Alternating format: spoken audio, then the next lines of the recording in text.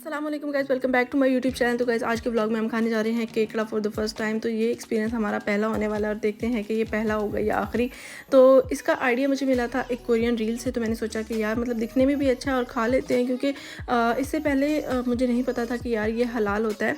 क्योंकि यार हम लोग पाकिस्तान में एक ही तरह की फ़िश खाते हैं, ठीक है। ज़्यादा से ज़्यादा वो उसका नाम चेंज हो जाएगा, सुरमई फ़िश, तो ये फ़िश और वो फ़िश। तो गाइस कोरिया में ना क्रैब काफ़ी फेमस है और इसके रेस्टोरेंट जगह जगह आपको ईज़िली मिल जाते हैं। और यहाँ पर हम पहुँच गए हैं इस रेस्टोरेंट के अंदर, जो कि आप सबको ही पता था क्योंकि यहाँ पर ये अपने बॉस के साथ एक दफ़ा खाना खाने आए थे। तो इन्होंने कहा कि यार इनका टेस्ट अच्छा होता है, तो हम लोगों ने भी यकीन कर लिया। आगे जो हमारा एक्सपीरियंस रहा है ना, वो हम आपके साथ बाद में शेयर करेंगे। तो गाइस जब तक मेन्यू सेलेक्ट हो रहा है तब तक मैं आपके साथ एक चीज़ शेयर करती हूँ कि कोरिया में मोस्टली रेस्टोरेंट ऐसे होते हैं जिनके अंदर जो है खाना गरम गरम सर्व करने के लिए उन्होंने टेबल के अंदर ही चूल्हे फिक्स किए हुए होते हैं। और अगर कोई इस तरह का खाना है जिसको पकाने की ज़रूरत नहीं है, तो ये इसके ऊपर एक लिड होता है जिसके साथ ये कवर होता है। तो खैर गाइस यहाँ पर हमारी साइड डिशेज़ आ चुकी हैं और ये कोरिया का ट्रेंड है कि जब भी आपने कोई भी खाना ऑर्डर किया है तो उससे पहले आपको साइड डिशेज़ दी जाती हैं। लेकिन ये वो वाला सिस्टम नहीं है जो पाकिस्तान में लोगों के साथ किया जाता है। मतलब कि अगर आप किसी रेस्टोरेंट में खाना खाने जा रहे हैं ना, तो वो आपको आधा घंटा पहले बल्कि वो सैलेड रख जाते हैं, ठीक है। और उसके कोई इतनी देर बाद आपका जाके ऑर्डर आता है। लेकिन यहाँ पर वो सिस्टम नहीं होता है। यहाँ पर आपको ज़्यादा से ज़्यादा 5 से 10 मिनट वेट करना होता है और आपका जो भी ऑर्डर होता है वो आ जाता है। तो गाइस ये था हमारा प्लेटर, जो कि दिखने में बहुत ज़्यादा अच्छा लग रहा था। लेकिन जो मेरी इमेजिनेशन थी वो बिल्कुल इसके ऑपोजिट थी। मुझे लगा कि यार जैसे हम लोगों ने क्रैब देखा है बिल्कुल रील में वैसा होगा, बड़ा सा कलरफुल सा।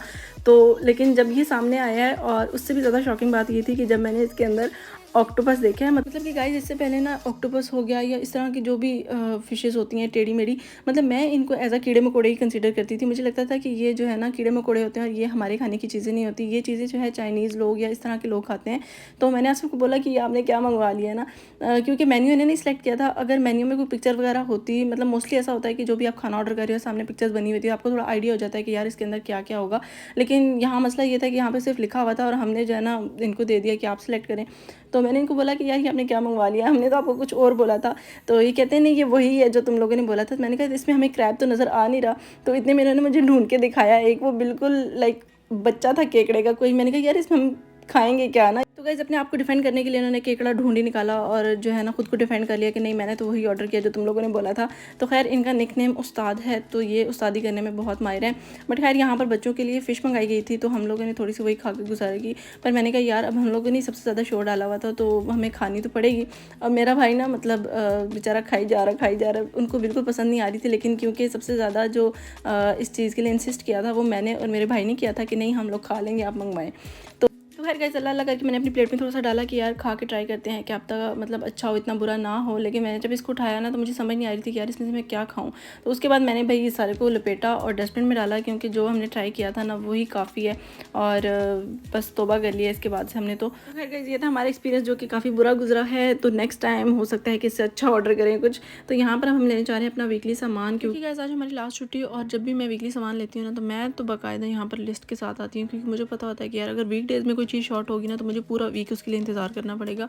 क्योंकि इनको वीकेंड छुट्टी होती है और वीकडेज़ में अगर कोई चीज़ कम भी पड़ जाए ना तो मैं उसके बगैर गुजारा कर लेती हूँ। लेकिन मैं घर से बाहर निकल के वो चीज़ लेने नहीं जाती।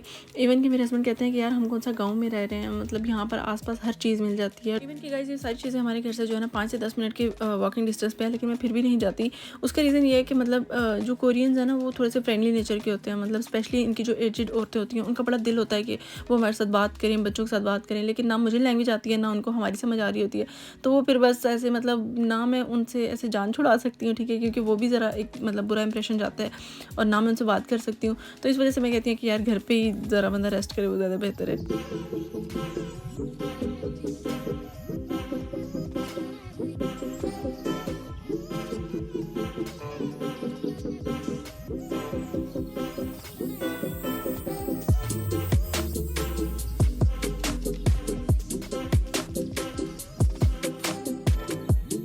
आज मार्ट में इतना ज़्यादा रश था जिसका रीज़न ये था कि यहाँ पर चल रही है विंटर सेल, जिसमें 1+1 और 50% डिस्काउंट तक की सेल्स थी।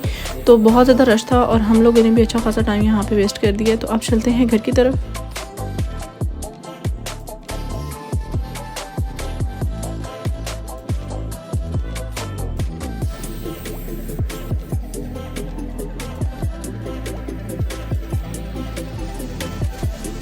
तो यहाँ पर मैं आपको 2 मिनट का एक्सपेरिमेंट सिखाती हूँ कि जो भी आइस क्यूब्स होते हैं उसको अगर आप थोड़े से पानी में डालेंगे तो एक बहुत अच्छा सा स्मोक क्रिएट होता है, ठीक है।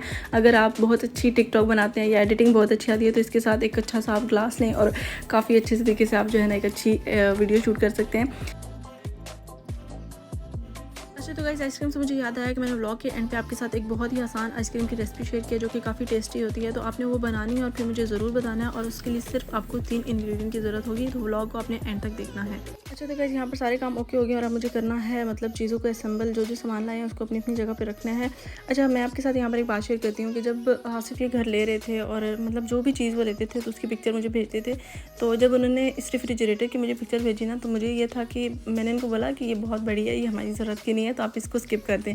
तो मुझे एक चीज़ समझ आती है कि यार इंसान अपने आप को जितनी आसाइशों का आदी करता है ना, उतनी उसकी ख्वाहिशात बढ़ती जाती है। मतलब पाकिस्तान में हम सबके पास ही 1 डोर रेफ्रिजरेटर होता है और उस पर भी हम अच्छे तरीके से मैनेज कर लेते हैं चीज़ों को, लेकिन यहाँ पर ना मतलब इसके अंदर भी मुझे समझ नहीं आती और ऐसे मैं घुसा घुसा की चीज़ें रख रही होती हूँ।